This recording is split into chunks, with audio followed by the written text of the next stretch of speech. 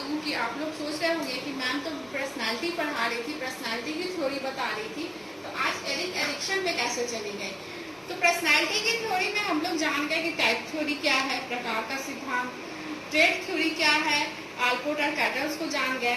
Addiction topic इसलिए मैं उठाई कि बीएड के जो स्टूडेंट्स हैं उन लोगों को ये थ्योरी पढ़ना है CC1 में सोशल डेवलपमेंट में, लेकिन इसी थ्योरी को हमारे डीएलएड फर्स्ट ईयर के जो स्टूडेंट्स हैं उन लोग को F2 में पढ़ना है, यूनिट 5 में पर्सनालिटी के साथ कि व्यक्तित्व के विकास में एडिक्शन का क्या योगदान है, एडिक्शन की थ्योरी को पढ़ना है।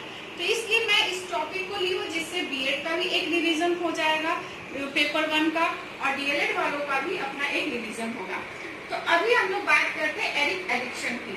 एडिक्शन का जन्म 1902 में जर्मनी में हुआ था। इनकी मृत्यु 1984 में हुई थी।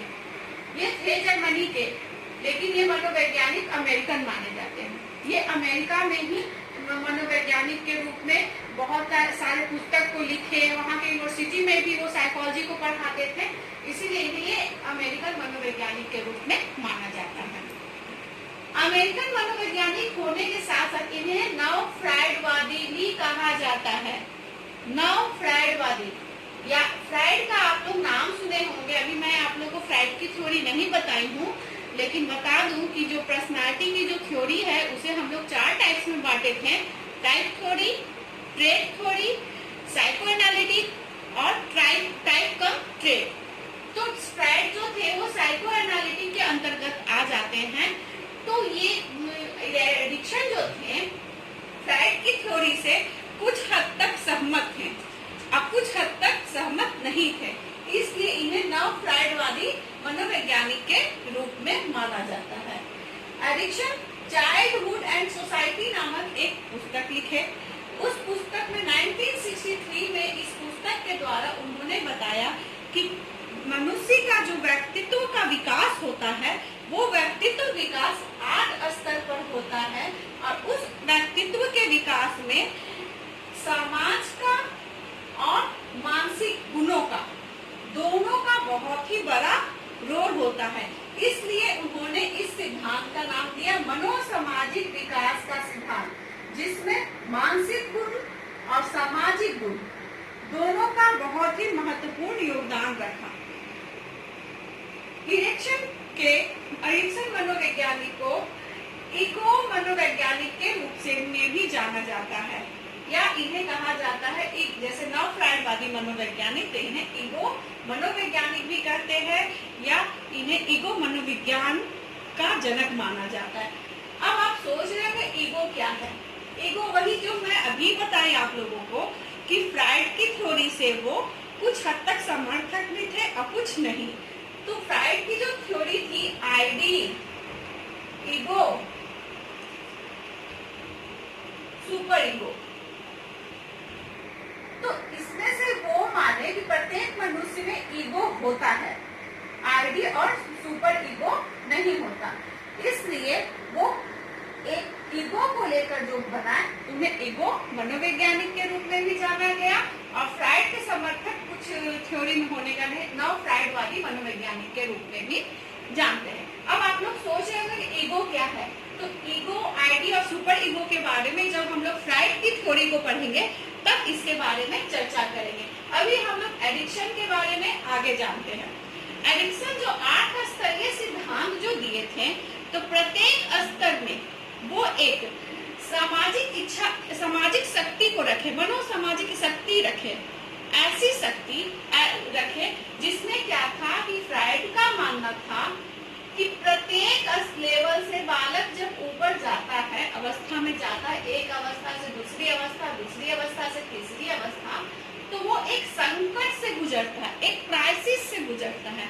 उस संकट से वो गुजरते हुए जब वो अपने आप में एक बैलेंस बना लेता है, संतुलन बना लेता है, तब वो उसके बाद वो तीसरी अवस्था की ओर जाता है। अर्थात हमेशा एक अवस्था से दूसरी अवस्था में जाने में उसे बालक को एक संकट से गुजरना होता है।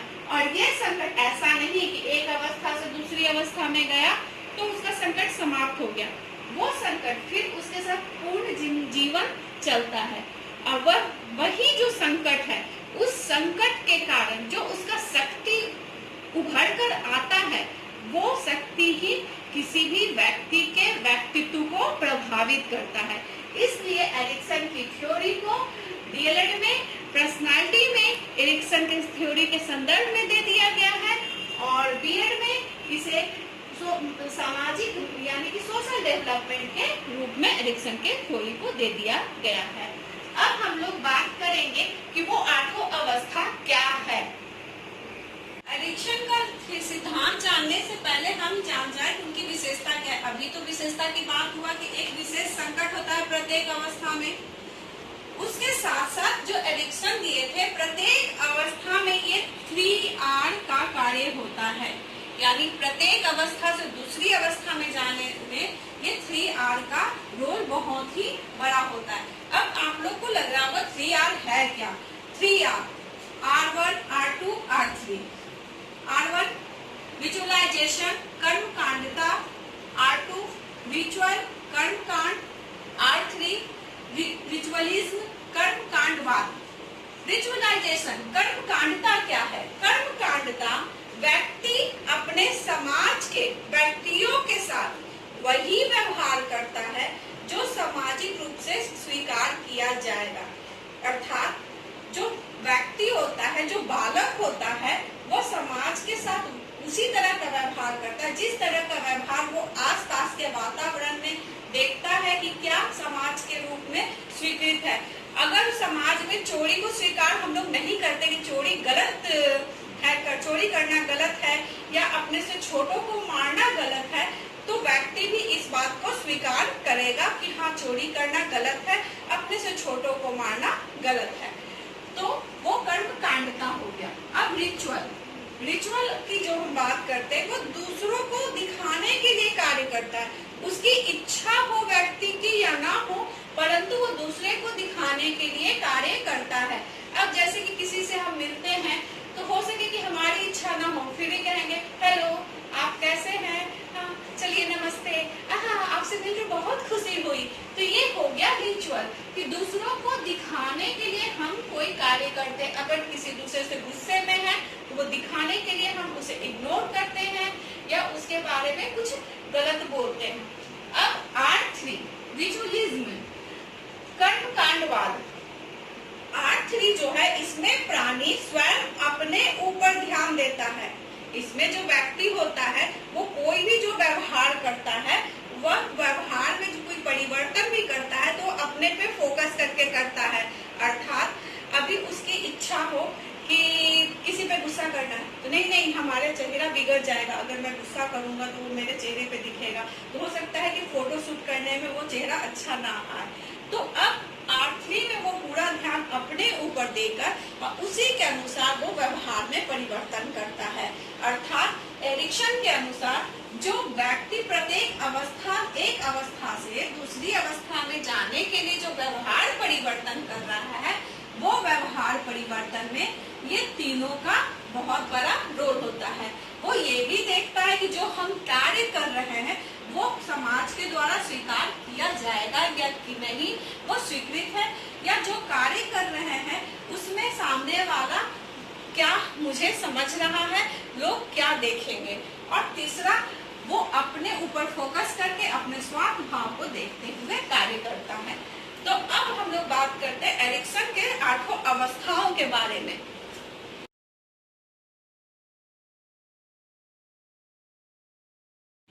अब हम लोग अवस्थाओं की बात करेंगे तो डीएलएड और बीएड दोनों ध्यान से देखें। डीएलएड वाले जो आपके व्यक्तित्व विकास में जो एरिक्सन का जो है संदर्भ में, तो अब वो भी ध्यान से देखें कि किस तरह से व्यक्ति के व्यक्तित्व का विकास होगा एरिक्सन के सिद्धांत के द्वारा। पहला हमारा अवस्था एरिक्सन का आता है विश्वास बनाम अविश्वास, यानी कि विश्वास करना भी है और किसी पे अविश्वास रखना भी है। ये 0 से 18 माह होता है, कहीं कहीं आपको ये मिलेगा 0 से 1 साल तक का। तो 0 से 18 माह, और ये जो सामाजिक शक्ति जो उत्पन्न होता है उसे कहते हैं आशा, हो। तो ये विश्वास और अविश्वास क्या है? विश्वास जैसे कि इसे हम दूध से जोड़ सकते हैं कि बच्चा जीरो से बात हो रहा है, तो जाहिर सी बात है उस समय बच्चा का आवश्यकता, एक व्यक्ति की आवश्यकता भूख रहती है, उस भूख को मिटाने के लिए वो दूध पिएगा या उसे देख रेख करेगा, तो उसका कहीं ना कहीं धीरे धीरे विश्वास जो होता है बिल्डअप करने लगता है, बढ़ने लगता है कि कौन व्यक्ति हमारे भूख को मिटा सकता है और कौन व्यक्ति हमारी देखभाल अच्छे से कर सकता है, स्नेह के साथ कर सकता है। आप देखते हो कि जिस घर के माता पिता अपने बच्चों के साथ ज्यादा समय नहीं गुजार पाते हैं, किसी अन्य व्यक्तियों के सहारे छोड़ जाते हैं, तो वो बच्चा अपने माता पिता से अपने आप को कम जुड़ाव महसूस करता है, अन्य व्यक्तियों से ज्यादा जुड़ा हुआ। तो वो कहीं ना कहीं वो विश्वास ही है कि वो जिस पे ज्यादा विश्वास करता है, तो वो बालक उस पर ज्यादा विश्वास करने के कारण जुड़ाव ज्यादा होता है और अविश्वास होने के कारण उसका जुड़ाव कम होता है। वो अविश्वास सुरक्षा की भावना से भी आती है धीरे धीरे कि कौन किसके साथ हम अपने आप को सुरक्षित महसूस कर रहे हैं, किसके साथ हम अपने आप को सुरक्षित नहीं महसूस कर रहे हैं। और ये विश्वास अविश्वास का जब ये संकट चलते रहता है बालक के साथ, तो वो अविश्वास और अविश्वास के बीच में संतुलन बनाना सीखता है, वो संतुलन करना सीखता है। और वो संतुलन जब सही रूप में करना सीख जाता है तो वो आशा के रूप में निखर के आता है और वही आशा पूरे जीवन उसके व्यक्तित्व का विकास करता है, क्योंकि ये विश्वास और अविश्वास उसके साथ पूरा जीवन जुड़ा हुआ रहता है। तो वो आशा ही रहता है कि क्या वो मेरा होमवर्क कर देगा, तो वो विश्वास होता है। नहीं उसको कुछ भी बोलो, वो विश्वास करने के लायक, उसको कुछ बोलो वो चुगली कर देता है। तो वो आशा एक उम्मीद ही होती है जो किसी भी व्यक्ति के व्यक्तित्व को प्रभावित करता है। अब इन दोनों के बीच में अगर संतुलन नहीं जो बालक बना पाता, यानी वो ज्यादा किसी पर विश्वास नहीं कर पाता, अविश्वास रखता है, तो उसका आशा का लेवल भी कम हो जाता है। जब आशा का लेवल कम होगा तो जाहिर सी बात है उसका व्यक्तित्व का विकास भी कहीं न कहीं रुकेगा, क्योंकि वो पर्सनालिटी निखर कर नहीं आएगी कि जब वो अपनी बातों को पूरी स्वतंत्रता के साथ रख पाएगा। और इस आशा के विकास होने से ही व्यक्ति जो है भविष्य में अपने अस्तित्व एवं स्वयं के सांस्कृतिक परिवेश को सार्थक ढंग से समझने की क्षमता को विकसित कर पाता है। अर्थात वो भविष्य में भी हम क्या हैं, क्या करना है मुझे और हमारा कल्चर क्या है, इन सारे चीज को जानता समझता है और उसे सार्थक रूप से आगे भी वो एक पीढ़ी से दूसरे पीढ़ी देने में सक्षम हो पाता है। अब स्वायत्तता बनाम शर्म या शंका की बात करते हैं, जो एडिक्शन की दूसरी अवस्था है। स्वायत्तता बनाम शर्म या शंका जो है वो 18 माह से लेकर 3 या 4 वर्ष तक का रहता है। कहीं 3 वर्ष कहीं 4 वर्ष आपको दिया हुआ रहेगा। ये 3 या 4 वर्ष, और इस संकट से जब वो अच्छी तरह से निखर जाता है, संतुलन बना लेता है, तो वो इच्छा शक्ति के रूप में आगे बढ़ता है।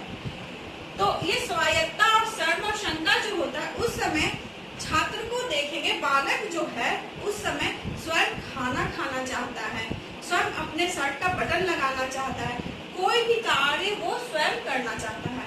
और जब उसमें अभिभावक रोक टोक करते हैं कि नहीं तुमसे नहीं हो पाएगा, लाओ हम खिला देते हैं, तुम गिरा दोगे, गंदा कर लोगे, नहीं बटन ठीक से नहीं लगा पाओगे, लाओ मैं कर देती हूँ, तो वो शर्म और शंका के रूप में उत्पन्न होने लगता है। कहीं ना कहीं उसका क्या होता है, ग्रोथ रुकने लगता है, विल पावर जो है उसका कम होने लगता है कि नहीं मुझसे ये काम नहीं होगा। तो वो उसके उस व्यक्ति के व्यक्तित्व को प्रभावित करता है, क्योंकि इसी के कारण व्यक्ति अपने रुचि के अनुसार भी कार्य करने लगता है। उसे पहले स्वतंत्रता हम उसके बेसिक नीड की जरूरत को पूरा करने के लिए अगर दे रहा है, तो धीरे धीरे वो रुचि के अनुसार अपने कार्य को करने लगेगा, जिसके कारण वो अपने आप पे आत्मनियंत्रण भी करने लगता है, सेल्फ कंट्रोल भी, कि क्या मेरे लिए सही है, क्या गलत है, और साथ ही साथ अपने आप पे वो संयम भी रखने लगता है कि किस समय किस तरह का हमें व्यवहार करना है।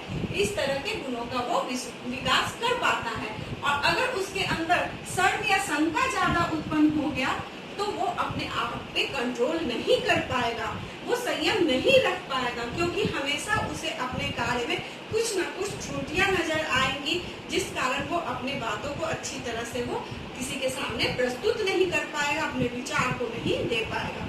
अब हम इसकी तीसरी और चौथी अवस्था की बात करते हैं। अब हम तीसरी अवस्था की बात कर रहे हैं, पहल बनाम दोष। पहल बनाम दोष ये 3 या 4 वर्ष से लेकर 5 या 6 वर्ष तक होगा। आप देख रहे हैं ये 1 वर्ष का ऊपर नीचे चल रहा है, तो ये मनोविज्ञान में पढ़ रहे हैं, तो मनोविज्ञान जो व्यवहार का विज्ञान है और ये विकास की बात हो रही है, डेवलपमेंट की बात हो रही है, तो व्यक्तिगत विभिन्नता के कारण हर एक बालकों का, व्यक्ति का जो विकास होता है थोड़ा ऊपर नीचे होता है, किसी का जल्दी होता है, किसी का थोड़ा लेट होता है। तो 3 या 4 वर्ष से लेकर 5 या 6 वर्ष तक ये पहल बनाम दोष का रहता है, और ये जब वो इच्छा शक्ति में जब संतुलन बनाकर आगे बढ़ता है तो वो उद्देश्य का रूप ले लेता है। तो ये पहल बनाम दोष है क्या? हम किसी कार्य को करने के लिए अब ये अवस्था खेल की अवस्था है, इस अवस्था को खेल की अवस्था कर रहा है, तो बालक जो है खेलना प्रारंभ करता है। खेल ये खेलना, ये नहीं सोचेगा कि क्रिकेट खेलना है, खो खो खेलना है। खेल यानी कि कुछ नई गतिविधियों को वो करना चाहता है, खेल में, इंजॉय के रूप में। तो वो खेल के रूप में, वो इंजॉय के रूप में कर रहा है, तो वो पहल कर रहा है। उस पहल पे अगर हम अभिभावक या शिक्षक रोक लगाए या उसे डांटे कि नहीं ये सही नहीं है, तुम छोड़ दो, तुमसे नहीं हो पाएगा, तो वो दोष के तरफ चला जाएगा, वो गिल्ट में जीने लगेगा कि नहीं हमसे ये काम नहीं हो पाया। लेकिन वो पहल और दोष के बीच में वो जब एक संतुलन, बैलेंस बना लेता है, तो उसका व्यवहार में वो उद्देश्य के रूप में निखर कर उस संकट से जब निकलता है तो वो उद्देश्य के रूप में आगे बढ़ता है। तो उद्देश्य के रूप में जब वो आगे बढ़ता है तो किस तरह से व्यक्ति के व्यक्तित्व का विकास होगा?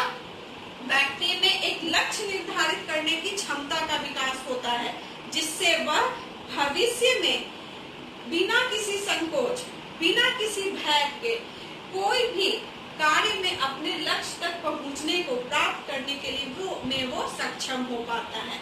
यानी कि वो पहल बार बार करने से, और उसमें अगर हम गिल्ट बार बार उसे ना दे, तो वो जो उद्देश्य की तरफ जो बढ़ता है, तो कहीं ना कहीं उसका कॉन्फिडेंस लेवल बढ़ता है।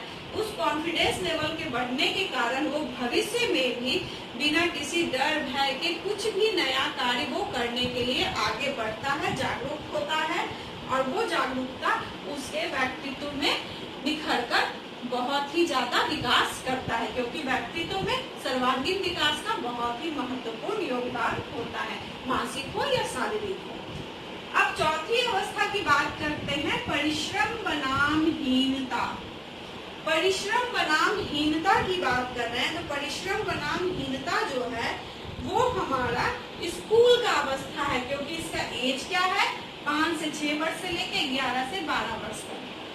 तो ये स्कूल की अवस्था है, बच्चे अब स्कूल जाने लगे हैं, एडिक्शन के द्वारा है। आप लोग सोच रहे होंगे स्कूल तो वो इस स्टेज में भी जाने लगते हैं, तो आज के समय का है कि वर्तमान समय में ये जाते हैं, लेकिन जब एडिक्शन ये अवस्था बनाए थे तब उस समय स्कूल की अवस्था ये होती थी। तो वर्तमान समय में पहल बनाम दोष, शिक्षक और अभिभावक दोनों इस पे संतुलन बनाने में बालक का मदद कर सकते हैं, हेल्प कर सकते हैं। अब परिश्रम बनाम हीनता की बात कर रहे हैं, तो परिश्रम बनाम हीनता अब स्कूल की अवस्था है।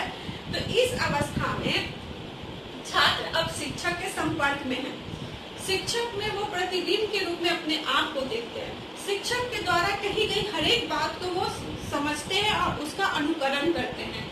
तो वो शिक्षक के नजर में अपने आप को सही साबित करने के लिए, अच्छा साबित करने के लिए वो बहुत परिश्रम करते हैं। शिक्षक के दिए गए हर एक कार्य को वो बहुत अच्छी तरह से करते हैं। तो यहाँ शिक्षक का सबसे महत्वपूर्ण रोल हो जाता है इस अवस्था में कि उस परिश्रम को देखते हुए उसे हमेशा अच्छा फीडबैक दे, अच्छा पृष्ठपोषण दे, उसे हमेशा पॉजिटिव दे। अगर आप पॉजिटिव नहीं दे पा रहे तो निषेधात्मक दे, ना कि निगेटिव दे। अगर बार बार उस छात्र को हम निगेटिव फीडबैक देंगे तो वो हीनता के अंदर चला जाएगा, उसके अंदर दूसरे के प्रति हीन भावना उत्पन्न होगा कि टीचर तो ये मुझ पे ध्यान देती नहीं है, वो हमेशा दूसरे पे ध्यान देती है, हमेशा दूसरा का के द्वारा किए गए होमवर्क उन्हें ज्यादा पसंद आता है, हमें ज्यादा नहीं पसंद करती, हम पे कुछ फोकस नहीं करती, हमेशा हमें डांटते रहती है। और ये परिश्रम और हीनता जो है, इसके बीच वो संतुलन करके कि नहीं, परिश्रम बहुत ही करने से हम आगे बढ़ सकते हैं, किसी के प्रति हीन भावना रख के हम आगे नहीं बढ़ सकते, या हम अपने प्रति भी हीन भावना रख के आगे नहीं बढ़ सकते, तो वो उसका सामर्थ्य दिखाता है, उसके कैपेसिटी को दिखाता है। अब ये सामर्थ्य किस तरह से किसी व्यक्तित्व का विकास करेगा? किसी कार्य को शारीरिक एवं मानसिक क्षमताओं का समुचित उपयोग करके वो कार्य करेगा। अब उसमें कैपेसिटी उत्पन्न हो रहा है, तो कोई भी कार्य उसे दिया जाएगा तो उसमें परिश्रम करने के लिए वो अपने मेंटल एबिलिटी का भी बहुत उपयोग करेगा, अपने फिजिकल एबिलिटी का भी बहुत उपयोग करेगा, तो उसकी मानसिक और शारीरिक क्षमता का विकास होता है, जो व्यक्तित्व को प्रभावित करता है। अब पांचवी अवस्था की बात हो रही है, अहम पहचान बनाम संभ्रांति। ये बहुत ही महत्वपूर्ण है पांचवी अवस्था, क्योंकि जैसा आप देख रहे हैं कि 11 से 12 वर्ष से लेकर 19 से 20 वर्ष तक का बात हो रहा है, ये कहीं ना कहीं किशोरावस्था है, और किशोरावस्था आंधी तूफान की अवस्था होती है, तो यहाँ पर पहचान की बहुत बड़ा योगदान होता है। अब वो किशोर न पूर्ण रूप से बड़े रहते हैं, न पूर्ण रूप से वो छोटे रहते हैं, वो बीच में रहते हैं, टीनेजर रहते हैं, जिस कारण उन्हें कभी कभी अपने आप को बड़ा साबित करने के लिए समाज में अपने आप को एक स्थान देने के लिए, एक पहचान बनाने की भूख रहती है, एक ललक रहती है। लेकिन उस भूख और ललक में अगर उसे कोई सकारात्मक फीडबैक नहीं मिलता है, उस सपोर्ट करने वाले नहीं मिलते, तो वो संभ्रांति की ओर जाने लगता है। उसे लगता है कि नहीं, ये कार्य करने से मुझे पहचान नहीं मिला, तो चलो कुछ और कार्य कर लिया जाए, वो संभ्रांति की ओर जाने लगते हैं। लेकिन ये पहचान बनाने में जब वो बैलेंस करने लगते हैं, तो वो कर्तव्य निष्ठता हो जाता है, वो कर्तव्य परायण के रूप में हो जाते हैं, वो जान जाते हैं कि ये मेरा कर्तव्य है, ये कार्य करना है। जैसे समाज के प्रति कुछ जागरूकता लानी हो, तो समाज के प्रति जागरूकता में ये टीनेजर का बहुत बड़ा रोल होता है। कि कहीं आप बोलिए कि रैली करना है, या कहीं कहिए कि आप घर घर जाकर किसी तरह का आप उन लोगों को जागरूक अभियान के रूप में, जैसे अभी कोरोना है, तो कोरोना से संबंधित उन लोगों को अगर बोला जाए कि कोई कार्य कीजिए जिससे आपका पहचान बने, तो वो कार्य करने के लिए बहुत आगे बढ़ेंगे, क्योंकि वो उस समय उसे अपना कर्तव्य समझेंगे कि ये मेरा कर्तव्य है, क्योंकि जानते हैं कि अपने कर्तव्य को पूरा करने में मैं कहीं न कहीं अपना पहचान बना लूंगा। तो अब ये कर्तव्य जो है किस तरह से व्यक्ति के व्यक्तित्व को प्रभावित करता है, इसमें व्यक्तित्व का विकास होता है। स्नेह, पारस्परिक समर्पित होने की क्षमता का विकास होता है, दूसरे के प्रति उत्तरदायित्व समर्पण का भाव उत्पन्न होता है, अर्थात वो दूसरे के प्रति स्नेह रखना शुरू करते हैं, एक दूसरे के प्रति पारस्परिक उत्तरदायित्व को कि हाँ, हमें दूसरे का देख रेख करना है, उनका पालन करना है। अब हम लोग बात करते हैं छठी, सातवीं और आठवीं अवस्था की। अब छठी अवस्था है घनिष्ठता बनाम अलगाव। ये 19 से 20 वर्ष से लेकर 30 वर्ष है, अर्थात ये वर्ष जो ये उम्र होता है, उस समय कहीं गृहस्थी बनाने की होती है, वो मतलब अब समाज में अपने आप कुछ कार्य करने के साथ साथ घनिष्ठ और अलगाव का भी, जीवन साथी की कहीं ना कहीं स्नेह, तो ये मनोवैज्ञानिक जो संकट आता है वो होता है स्नेह, कि वो किसी व्यक्ति को लेकर अगर घनिष्ठ है तो उससे भी चाहता है कि वो हमारे प्रति समर्पित हो, हमारे प्रति भी वो वैसा काम करे। जब वो सामने वाला वैसा काम नहीं करता तो उसके प्रति उसके अंदर अलगाव उत्पन्न होने लगता है। ये घनिष्ठता जब संकट से वो घनिष्ठता और संकट अलगाव के संकट से बाहर निकलता है, तो उसके अंदर स्नेह उत्पन्न होता है। वह स्नेह जो उत्पन्न होता है वो पारस्परिक एक दूसरे के लिए समर्पित होता है, कि आप मेरे लिए ऐसा करेंगे तो मैं उनके लिए वैसा करूंगी, तो वो भी मेरे लिए अच्छा ही करेंगे। तो ये स्नेह के रूप में विकसित होता है। और कर्तव्य परायणता क्या होता है? कर्तव्य निष्ठा जो 5वीं अवस्था में थी, वो क्या होता है, उसमें पूरे व्यक्ति के व्यक्तित्व का विकास होता है, नैतिक, शारीरिक, ऑलराउंड डेवलपमेंट। अब 7वीं अवस्था है जननात्मकता बनाम स्थिरता। अब जननात्मकता बनाम स्थिरता की बात कर रहे हैं, तो अब वो एक पीढ़ी से दूसरे पीढ़ी की ओर जाना चाहता है। अब वो आगे की पीढ़ी बढ़ाना चाह रहा है, तो वो आगे की पीढ़ी बढ़ाना चाह रहा है और वो अपनी पीढ़ी को बहुत सारी सुख सुविधाएं देना चाह रहा है। वो सुख सुविधा देने में हो सकता है कभी कभी वो पूरी तरह से सफल ना हो, तो उसके अंदर एक स्थिरता उत्पन्न होती है कि मैं चाहकर भी अपने बच्चों को वो फैसिलिटी नहीं दे पा रहा हूँ, वो उचित शिक्षा नहीं दे पा रहा हूँ जो उसे चाहिए, तो वो स्थिरता की ओर उसे ले जाता है। लेकिन जब वो पॉजिटिव सोचता है कि नहीं, हम अपने बच्चों के लिए और अच्छा करेंगे, बहुत अच्छा कर रहे हैं, इससे और बेहतर करना है, तो वो पॉजिटिव में जब करता है तो वो देखभाल के रूप में उत्पन्न होता है, वो संकट से निकलता है, यानी कि वो केयर करने लगता है। और ये किस तरह से व्यक्ति के व्यक्तित्व को प्रभावित करता है? अब वो अपने साथ साथ दूसरे व्यक्ति की भी सुख सुविधा और कल्याण के बारे में सोच रहा है, यानी कि वो बच्चों के बारे में सोच रहा है, समाज के कल्याण के बारे में सोच रहा है। अब हमारी अंतिम अवस्था है संपूर्णता बनाम निराशा। अब जैसा कि आप देख रही है 65 से प्लस, यानी कि जब तक अब उनके जीवन है 65 से ऊपर तब तक है। तो संपूर्णता बनाम निराशा अर्थात कि अगर वो अपने लाइफ से संतुष्ट है कि जो हम आज अभी तक किए वो पूरी तरह से सही था, अब इससे ज्यादा हमें नहीं चाहिए, तो वो अपने आप में संपूर्ण हो जाता है। लेकिन अगर निराशा में है कि इतना किए, इतना मेहनत किए, फिर भी क्या हमारा बच्चा अपने लाइफ में सक्सेस नहीं हो पाया, हमारा घर उतना अच्छा नहीं हो पाया, तो वो निराशा की ओर जाता है। और जब इस संकट में वो बैलेंस और संतुलन बना लेता है तो वो परिपक्व हो जाता है, यानी कि मैच्योर हो जाता है, परिपक्वता उसके अंदर आ जाती है। और इससे व्यक्ति के व्यक्तित्व का कैसे विकास होता है? वास्तविक अर्थ में वो परिपक्व और निराशा होने पर जीवन को वो भार स्वरूप नहीं समझता। वो अब समझ गया है कि जितना हमसे सक्षम थे हम उतना किसी भी व्यक्ति के लिए किए, अब वो आगे खुद अपने आप का व्यक्ति के व्यक्तित्व का विकास करेगा। तो आज हम लोग जाने कि एडिक्शन का जो 8वां अवस्था है, उस 8वां अवस्था के से जो संकट से वो निकल रहे हैं, आशा, इच्छा शक्ति, उद्देश्य, सामर्थ्य, कर्तव्य निष्ठा, स्नेह, देखभाल, परिपक्वता, मैच्योरिटी, इन 8 इच्छा शक्ति से भी, मनोसामाजिक शक्ति से भी किसी भी व्यक्ति के व्यक्तित्व का संपूर्ण विकास हो पाता है। तो स्टूडेंट, इसी के साथ ये आप लोग का एडिक्शन की थ्योरी आज यही समाप्त होता है। Thank you.